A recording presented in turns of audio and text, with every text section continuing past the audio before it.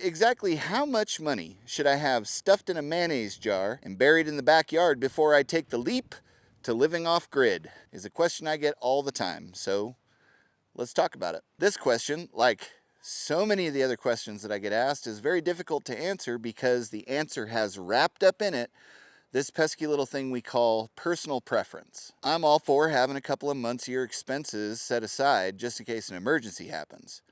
But I don't really see a lot of value in saving up a bunch of money for the future, especially when the currency is being devalued the way it is. You may have gone to a grocery store in the last couple of weeks and felt the very real feeling that the things that you buy now and that you've bought in the past are just a little more expensive this week than they were last week. That's not because the value of those things that you're buying has gone up. It's because the value of the currency you're buying it with has gone down. There was a time when a family could afford to buy a house and live a pretty decent life when one member of that family was working a full-time job. Then, in order to make ends meet, it required one person working a full-time job and one person working a part-time job. Then it became both adults working full-time jobs. And now, it's both adults working full-time jobs plus one adult working a part-time job, and then whatever time is spent not sleeping is used driving Uber or delivering DoorDash, and then maybe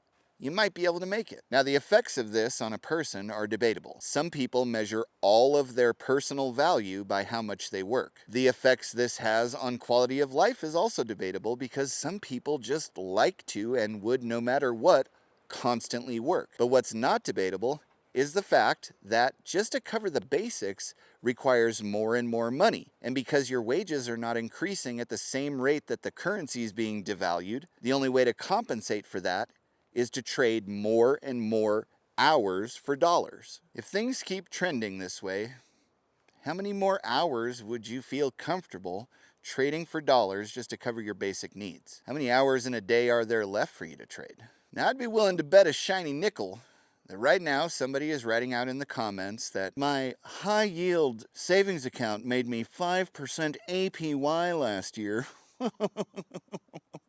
and I'm doing just fine. Now, I'm no economist, and I'm certainly not a mathematician. If you believe that inflation last year was only about 8%, which seems a little bit light if you're doing any shopping for a family, then your 5% that your high yield account made only lost you carry the 3% in value. And I'd be remiss if I didn't remark on the fact that that is better than most people. But a 3% loss in value is still a 3% loss in value. And if you have money saved up and you get all of the sleep that you could possibly need and you're looking for a side quest, look up and read about why historically coins have had these little ridges on them. After you learn all about debasement, then go and read about what growth in the economy actually consists of. That ought to handle your I get plenty of sleep problem. Seems to me that if money is getting less and less valuable and life is requiring you to invest more and more hours just to make ends meet,